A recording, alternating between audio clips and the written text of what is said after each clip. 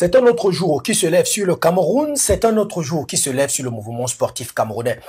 Mesdames et messieurs, chers internautes, bonjour. Merci d'être autant nombreux, autant fidèles à votre programme Découverte et qui fait la part belle aux sportifs camerounais et camerounaises vivant au Cameroun et à l'extérieur, mais qui font du Cameroun l'un des plus grands pays sportifs du monde, l'un des plus grands viviers des talents du monde. Aujourd'hui, nous allons recevoir l'un des grands parmi les grands, l'un des hommes qui va le plus vite au Cameroun sur le tour de piste, si ce n'est l'homme le plus rapide. Magnifique descendant de Bitanga ou encore de Youssoufa ou encore de Bissette Pierre-Paul, en passant bien sûr par Bellinga, François Xavier. Il est de ces personnes-là qui, au jour le jour, mettent leur talent pour faire briller le Cameroun de mille feux. Mesdames et messieurs, prenons l'invité dans cette chronique signe l'un de nos magnifiques reporters et on revient. Un tour de piste en 45 secondes. Sidik Tendap appartient à la trempe des grands athlètes qu'a connu le Cameroun. Malgré le départ de plusieurs coéquipiers et des blessures récurrentes, cet espoir du sport camerounais a su rester fidèle à ses principes et à son coach formateur, poursuivant inlassablement son ascension. Seul athlète camerounais à avoir couru les championnats d'Afrique senior, son palmarès est impressionnant. Champion universitaire, champion d'Afrique centrale, vainqueur de plusieurs grands prix et demi-finaliste des championnats d'Afrique. Fort technique et résilient, il a dû cravacher pour inscrire son nom dans le livre des records, éclaboussant de son talent le mouvement sportif en Afrique centrale. Sidik Tendap n'était pourtant pas destiné à cette carrière. Transfuge du football et du handball, il a su s'imposer comme une figure incontournable de l'athlétisme, trônant aujourd'hui parmi les meilleurs. Sidik Tendap, l'invité du jour, continue d'émerveiller par ses performances et de marquer de son empreinte l'histoire du sport camerounais. Voilà, vous l'avez compris, c'est bien sûr Tendap Aboubacar Sidik, je ne sais pas si je vais dire détenteur du record national ou pas, parce que son record, peut-être il nous dira pourquoi est-ce que ce record n'a pas été homologué, mais nous savons que c'est l'homme qui a couru le plus vite sur le tour de piste. Alors Sidik, bonjour. Bonjour. C'est un plaisir de t'avoir, tellement tu es grand, tellement tu es majestueux, tellement tu es l'homme le plus rapide sur le 400 mètres au Cameroun. Comment on se sent lorsqu'on est l'homme le plus rapide du 400 au Cameroun? Il faut toujours rester humble, monsieur Lili. Il faut rester humble. Le 400 mètres, je suis l'homme le plus rapide, mais j'ai remplacé un autre qui était plus rapide et demain, un autre me remplacera. Alors, avant d'y arriver sur ce record battu lors d'un grand prix au stade Omnisport Amadou Ahidjo de Yaoundé, raconte-nous tes débuts, vraiment les débuts dans l'athlétisme. Vous savez, les débuts dans l'athlétisme, quand tu es d'un village où les enfants jouent beaucoup, nous déjà au village, on avait les roues de moto où on courait, j'espère que vous l'avez connu. Évidemment. Ouais, les couvercles des assiettes là, on faisait les courses déjà comme ça. Je me dis, étant jeune, c'est l'entraînement pour jeunes déjà. Alors, au lycée, déjà, je faisais le handball, au football, j'étais gardien de but, et puis en athlétisme. Donc, quand on partait en FINASCO, je représentais mon établissement sur 3 disciplines. Ça veut dire quand je suis en train de jouer à la mi-temps peut-être du foot, il y a l'athlétisme qui passe. Le coach Sangou Mama que je salue ici, il m'appelait directement, je m'alignais comme ça là au 100 mètres, je terminais. Et puis quand il y a un match de handball, je suis déjà dans le handball, je termine. Donc j'ai connu vraiment l'athlétisme quand j'arrive à l'université de Yaoundé 1. Il faut dire que Jeux universitaires 2015, tu crées la sensation en remportant le 400 mètres. Oui, 2015, je crée la sensation, mais avant d'y arriver, 2015, j'arrive comme tout nouveau étudiant, j'arrive à l'université et puis un jour, c'est le délégué de l'école de classe quoi, il se lève et puis il lit un communiqué où on demandait à ceux qui veulent partir de la délégation de Yaoundé 1 pour les Jeux universitaires Yaoundé 1 2015 de se faire enregistrer puis commencer les entraînements. Alors je descends au bureau des sports ce jour, je trouve le bureau fermé. On me dit, bon, si tu veux les voir, va sur le terrain. Moi, je partais comme ça pour le football, en fait. Je partais pour le foot. Quand j'arrive dans le foot, les causeries dans le groupe, c'était déjà, on connaît le premier gardien, on connaît le deuxième gardien. Et puis, j'étais là, première séance d'entraînement, on était 4 gardiens. Donc, là, j'ai compris, là, c'est difficile. Si les commentaires là, directement, je vais au handball. Quand j'arrive au handball, on connaît le pivot qui a joué l'année passée, il sera là. On connaît les lits, on connaît tout le monde, en fait. Donc, l'équipe est déjà constituée. Là, je comprends qu'ici, là, c'est mort, comme on dit au quartier. C'est comme ça, directement, je vais au Mateko, l'équipe de l'université s'y entraîner. Et puis je dis, ok, ici c'est sur le terrain. Quand tu gagnes ici, on va pas dire non, celui qui était deuxième était premier. Non, j'ai dit ici là, je pense que je vais m'en sortir puisque je le faisais déjà. D'accord. Et ça a été gagnant, que ce soit pour le coach Kinan qui était ton premier entraîneur, que ce soit pour le coach Bonané qui était également l'entraîneur de Yaoundé 1. Alors véritablement 2015 a été une très belle année pour toi. On va essayer de rester dans cette année. Vainqueur des Jeux universitaires, au meeting interclub, tu t'imposes, mais il y a le championnat d'Afrique senior, d'Afrique centrale senior, qui se déroule à Yaoundé. On sait qu'il y a une vieille rivalité, il y a une rivalité un peu solide avec Mohamed Bachir, un Tchadien, mais que tu réussis à damer le pion, qu'il t'a battu toute la saison, mais que tu réussis à damer le pion lors de ces championnats d'Afrique. Alors, si je reviens dessus, c'est parce que j'ai envie de te poser une question. Quand on est nouveau dans une discipline, ma foi, avec la difficulté qu'on la connaît, le 400 mètres, comment on trouve la ressource nécessaire pour arriver à un tel niveau de performance? Merci pour la question, parce que quand on est nouveau, c'est difficile. Déjà, étant nouveau aussi dans le groupe de Yaoundé 1, vous savez, Yaoundé 1 regorge des talents énormes. Donc quand j'arrive, coach Bonané qui a été mon premier coach, c'est lui qui m'a entraîné pour la première fois. Quand j'arrive là, je trouve un groupe déjà constitué. Lui aussi, il savait qui il va utiliser pour le 100 mètres, il savait qui il va utiliser pour le 200 jusqu'au 400. Mais je dis, moi, je vais m'insérer là. Puis c'était difficile car on fait une première Golden League où je m'aligne, puisque je ne connaissais que le 100 mètres, parce que ce n'est que ce qu'on faisait au lycée. Je m'aligne à une Golden League où on me fouette franchement. Bon. Et j'ai eu la chance ce jour de courir avec Jean Tassus Batambo qui était, n'est-ce pas, l'icône au Cameroun dans les 100 mètres. Je cours dans sa série, on me faute correctement, donc je rentre. Prochain Golden League, je m'aligne, on me touche encore bien dans un 100 mètres et puis c'est Boussi Boris, un athlète de Yaoundé 1 qui arrive en retard. Ne s'étant pas engagé, au début on dit que non, il n'y a plus les séries sont pleines. Mais s'il trouve des gars, qui peuvent compléter la série, on va lancer une série de 400. C'est où il vient, il m'appelle, il me dit, mais Thubaud, c'est comment? Viens m'aider à faire le 400 mètres. Je pense que ce jour, M. Bonané l'attendait pour avoir une performance et pour pouvoir l'engager pour les Jeux. C'est où il m'appelle, il dit, bon, j'ai fait ma course, bon, maintenant je perds quoi si je dois t'accompagner. C'est où on descend au 400 mètres. Bon, c'était ma première fois de faire le 400 mètres là. Parce que quand c'est ta première fois, vraiment, tu te lâches, tu ne réfléchis pas, parce que tu ne sais pas encore, tu ne connais pas comment ça fait. C'est où je m'aligne là, on donne un départ, bon, je me lève comme quelqu'un qui va à la marche, quoi. Tout doucement, mais dans ma tête, c'est comme c'est un 400 mètres, c'est long. Dans ma tête, voilà, si j'économise beaucoup d'énergie jusqu'à un niveau, j'explose, je pense que ça va aller. C'est où je me lève tout doucement, les gars m'avaient déjà, même celui de derrière était à monter, les gars, j'étais presque seul derrière, mais tout doucement, j'étais là, je savais où je veux faire la course. Et quand j'arrive à faire 250 mètres, je commence à mettre un gaz. C'est où je mets le gaz, je commence à traverser les gars, et je termine premier. En tennis, je fais 50. Je pense que c'est ma première performance aux 400 mètres, 50 secondes en tennis. Et c'était la naissance d'un champion. Et la suite appartiendra à l'histoire. Cette année 2015, vraiment, votre première compétition internationale, c'est cette année-là. Alors, dites-nous, dans l'obscurité de Mfandena, je me rappelle à cette époque, parce que j'y étais, il n'y avait pas de lampadaire, mais en compétition en soirée. Et dans une arène à peu près bouillante, vous réussissez à battre Mohamed Bachir pour ravir la première place. Comment on se sent lorsqu'on est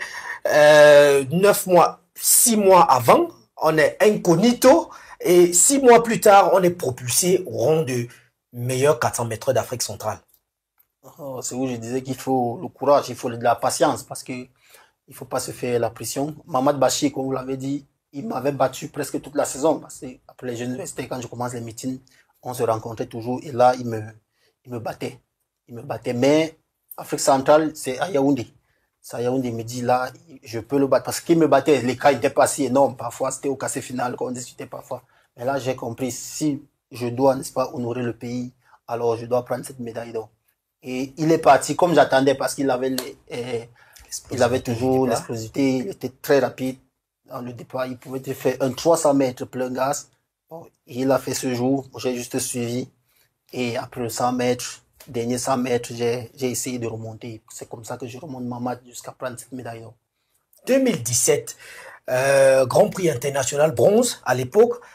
au stade Omnisport de Yaoundé, toujours à Yaoundé. Vous êtes aligné aux 400 mètres avec un résultat très différent de celui de 2015. Je crois que vous prenez la deuxième place, deuxième match du podium, avec un chrono battu par un Nigérian qui passe, je crois, en 45-46. Vous êtes frustré, vous vous dites ce sera le moment de prendre ma revanche, ou bien vous vous dites bah il était plus fort que moi. Je l'ai battu par un Botswanais en 45.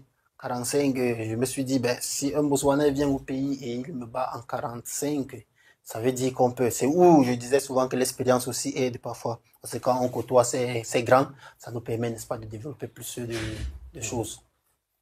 Alors, le grand baptême africain viendra un an plus tard, à Saba, championnat d'Afrique, dans l'état de la Haute-Volta. Comment est-ce qu'on part de Fumban pour se retrouver à Yaoundé et plus tard se retrouver à Saba dans une grande compétition, dans une compétition de cette envergure?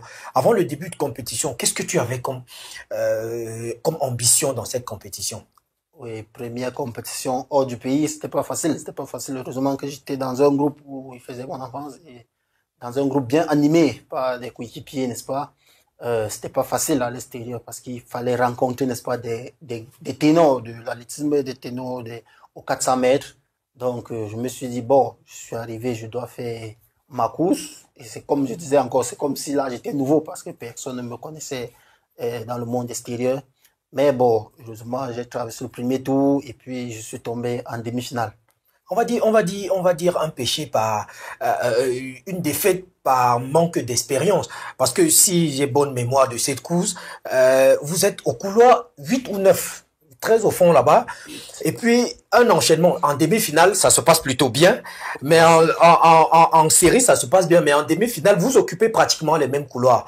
Mais il y a quelque chose j'ai toujours eu envie de vous demander ça. Qu'est-ce qui s'est passé dans les 150 derniers mètres à Saba? Parce que vous êtes bien lancé, mais vous finissez une course où vous auriez pu vous qualifier haut la main et qu'à la fin, ben, on n'a que des regrets. Et effectivement, en demi-finale, je suis en qualif, je suis au couloir 5. Je passe deuxième, on prenait les trois premiers, je pense, de chaque série. Et en demi-finale, on prend les 2 premiers de chaque série. Mais je réussis à sortir troisième, partant du couloir 8. En partant du couloir 8, je veux dire un peu, je sais pas si je veux dire j'ai hésité parce que je commence bien et puis à 150 mètres, comme vous êtes en train de dire 150 mètres de l'arrivée, il y a ceux de derrière qui montent sur moi et quand je me rends compte qu'il sera monté, il faut que je commence à faire une chasse. C'est où ça devient un peu compliqué, mais je réussis à chasser et à remonter, je sors troisième. Bon, on prenait les 2 meilleurs temps. Non, mais il faut que vous nous expliquiez qu'est-ce qui s'est passé dans votre esprit. Est-ce que c'était véritablement le doute ou alors vous vous êtes dit, ben, je suis allé trop vite, j'essaie de gérer la course. Ça, je veux comprendre. C'est un peu ce que vous dites, le 400 mètres, c'est ça. Quand tu réfléchis une fois, dès que tu as déjà réfléchi, quelqu'un pose son appui et puis toi, tu restes directement. Le temps de réfléchir, tu peux. Voilà. De retour au Cameroun, 2019, c'est un peu compliqué avec les blessures. C'était compliqué avec les blessures. Jeux africains Rabat. Au Maroc, 2019, une autre compétition qu'il faille oublier ou bien? On va pas oublier les compétitions parce que c'est ça qui nous fait mûrir. On va pas oublier les compétitions. J'arrive à Rabat et puis je suis dans je dis toujours une bonne série même comme il y avec le Nigérien qui sont dans les meilleures performances dans les 44. Il y avait un Sénégalais qui est dans les 40, était dans les 45. Moi j'étais là quand même en 46-03. Je disais bon. Je suis pas aussi dans une mauvaise série. Mais les gars réussissent à me monter à 120 mètres de l'arrivée. Donc, on me fait aimer, puis je finis 4e, je ne me qualifie pas. D'accord. Là maintenant, on va être un peu expéditif. Je vais vous donner un ensemble de dates.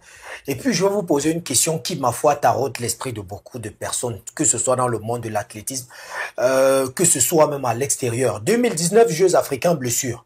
2020, pas de compétition. 2021, Making of Champions du côté du Nigeria. 2022, jeu de la francophonie, jeu de la solidarité islamique, jeu du Commonwealth bien avant. Après ça, 2024, championnat d'Afrique au Cameroun. On y reviendra, ce sera un autre chapitre. Ces compétitions ont une chose en commun, c'est que les gens se disent, Sidick est fort au Cameroun, mais dès qu'on traverse les frontières, Sidick ne vaut plus rien. Si tu vas me passer l'expression. Comment est-ce que tu nous expliques que tu cours 46,03 au Cameroun, mais à l'extérieur, c'est pas trop ça. Oui, ça doit pouvoir se dire, c'est normal que se dit qu'il faut au pays, on dit souvent le chien, il faut je sois. Mais bon, en réalité, c'est quand tu sors du pays et tu sais que bon, ce sont plus les mêmes personnes que tu vas rencontrer, comment ces personnes évoluent et le temps de réfléchir à ça, ça peut faire craquer. Je pense comme ça, en 2018 au Commonwealth, c'était ma première fois d'espèce faire une compétition de cette envergure parce que je vous dis, monsieur Idriss, le stade était bourré de monde. Un stade bourré de monde. Tu entres, tu es au couloir, je pense, j'étais au couloir 7. C'était énorme. J'ai donc explosé, mais je n'ai pas contrôlé, n'est-ce pas, mon énergie. Je n'ai pas contrôlé mon énergie. On a raté le vol à Londres.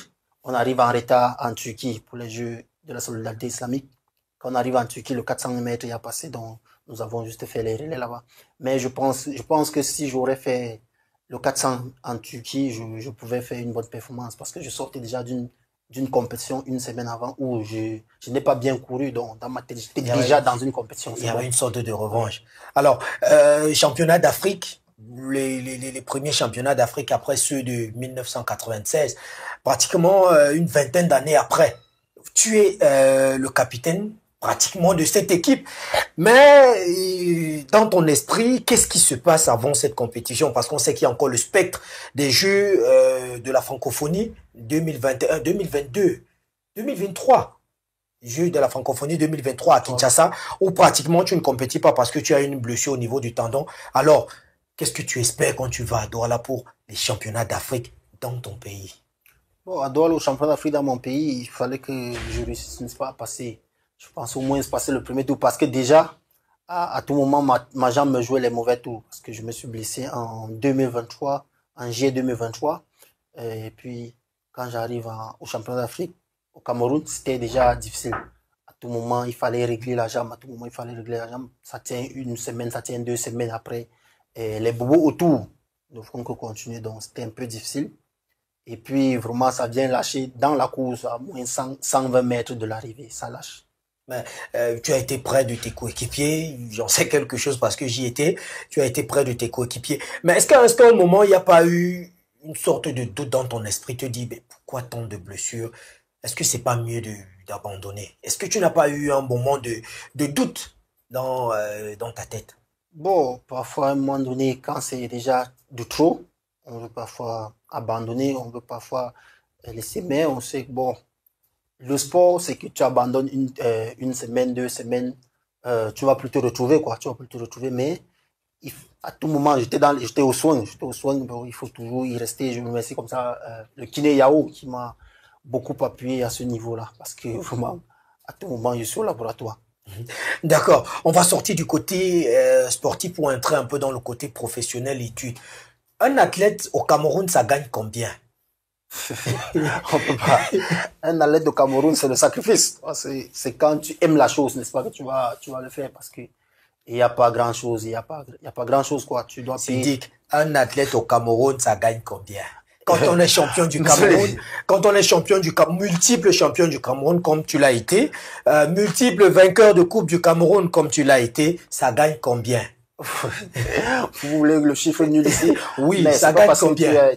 Champion du Cameroun, c'est le nom. On va dire les champions du Cameroun, mais donc il n'y a pas d'argent. Au fond, il n'y a pas d'argent. On va pas te donner... Il n'y a pas de sponsor, il n'y a pas X, il n'y a pas Y. Bon, le sponsor, peut-être si l'athlète a son sponsor, oui, il peut gagner. Si le club mais je parle de toi, je parle de toi. Non, moi, je n'ai pas eu de sponsor jusqu'à présent. Et puis... Donc, tu veux me dire, champion du Cameroun, champion du Cameroun, champion du Cameroun, peut-être 3 ou 4 fois vainqueur des Jeux universitaires et autres, il n'y a rien. Oui, vainqueur des Jeux universitaires, au moins, ça donne l'argent, parce que quand tu es vainqueur des Jeux universitaires, l'université te paye, mais au Cameroun, champion du Cameroun, ça ne donne rien. Donc, c'est ce qui veut dire que Siddick est 4, 5, 6 fois champion du Cameroun, mais il n'a rien en poche, quoi. Il est fauché. Très fauché, en fait. Très fauché. Ok, non, c'est bon à savoir parce que c'est à travers ce genre d'émission que nos dirigeants doivent comprendre que le sportif camerounais a vraiment besoin d'être pris en charge. Le sportif camerounais a besoin de pouvoir s'épanouir, de pouvoir vivre. Et ça passe aussi par des bonnes rémunérations. Nos amis de la fédération, on a pensé quand même à mettre quelque chose dans les enveloppes pour nos athlètes. Alors, Sidik, en dehors de l'athlétisme, on sait que vous êtes un très grand étudiant, cadre de PS. Alors, racontez-nous cette association sport-études, parce qu'on sait qu'il y en a plein qui n'y arrivent pas. Monsieur, c'est difficile, le sport étudié au Cameroun, c'est très difficile. Sorti de l'une des plus prestigieuses écoles du Cameroun, l'Institut national de la jeunesse et des sports. Ouais, c'est pour ça que j'ai écrit mon mémoire, n'est-ce pas, de fin de formation pour aller sur le burn-out sportif. Le burn-out sportif, c'est tous les athlètes, n'est-ce pas, sont atteints de cela parce que je disais dedans que vous voyez, ils font beaucoup de tâches en journée et ils vont aux entraînements le soir. Donc, même si c'est sport-études, ils sont là en pleine journée, toute la journée, ils font cours. Et peut-être vers 16 heures, ils ont entraînement. Ils arrivent déjà épuisés. Donc, c'est pas facile de faire sport-études au Cameroun. Mais tu as quand même pu t'en sortir. Bon, je me suis en sorti peut-être parce que dans ma tête, c'était je dois faire l'athlétisme. Donc là, il faut être courageux. Hein. Il faut être courageux. Professeur d'éducation physique et sportive, quand même. Faut le faire. Oui, il faut le faire. Alors, on va pratiquement sortir par là. Aujourd'hui, Sidik, est-ce que tu te sens menacé? Quand je dis menacé, on voit Nana Evaris qui vient en force. On voit Ibrahima Amayadi qui est un 100 mètres mais qui vient en force. On parle de Tenke Arthur qui vient en force. Tous qui sont tes cadets. Est-ce que tu te sens un peu menacé quand tu vois ces jeunes aux dents longues? En réalité, je me sens pas menacé. Ce sont les jeunes que j'encourage énormément parce que, vous savez, j'ai dit tantôt, les records sont faits pour être battus en tout cas. Mais ce sont des petits que j'encourage s'ils peuvent parce que pour le moment, je ne suis pas encore à 100% comme je le dis souvent. Et si ces petits peuvent déjà faire le job, ça va marcher. Donc, il n'y a pas une crainte qu'ils arrivent à te faire de l'ombre complètement, carrément. Parce que Nana, il faut dire que Nana, il vient en force. Bon, moi, je dis souvent, vous savez, monsieur Lele, je dis souvent, c'est quand tu gagnes quelque chose, c'est quand tu as beaucoup d'argent sur quelque chose que là, tu as peur de ce qui peut arriver. Mais c'est un record qui est là, placé là, et ça me donne pas 100 francs. Pourquoi les autres vont pas donc être là? Je n'ai pas de ménage, je n'ai pas de problème. D'accord. Et s'il fallait dire quelque chose sur le mouvement sportif, sur l'athlétisme en général au Cameroun, ce serait quoi? On sait que dernièrement, aux derniers Jeux Olympiques, on avait 2 athlètes, Emmanuel Essémé, on avait Linda Angounou. Mais vu où on est parti et vu où on est arrivé aujourd'hui, ce serait quoi ton regard sur l'athlétisme pour ces prochaines années? Pour les prochaines années, je pense que nous avons du talent. Nous avons du talent et il faut juste l'encadrement. Vous voyez, par exemple, Omnisport est fermé depuis, je pense, novembre. Et c'est le seul stade qui aidait, n'est-ce pas, les athlètes de Yaoundé pour les entraînements. Alors, si on s'entraîne au Macadam, je pense pas que ça va donner grand chose. Donc, il faut que les gens aident vraiment les sportifs à ce niveau. Moins pour les infrastructures. On ne demande pas souvent l'argent, on demande juste les infrastructures parce qu'on va demander l'argent, on va dire c'est difficile, il n'y a pas l'argent. Qu'il faut moins l'encadrement sur ce côté-là. Los Angeles 2026, on vous y verra?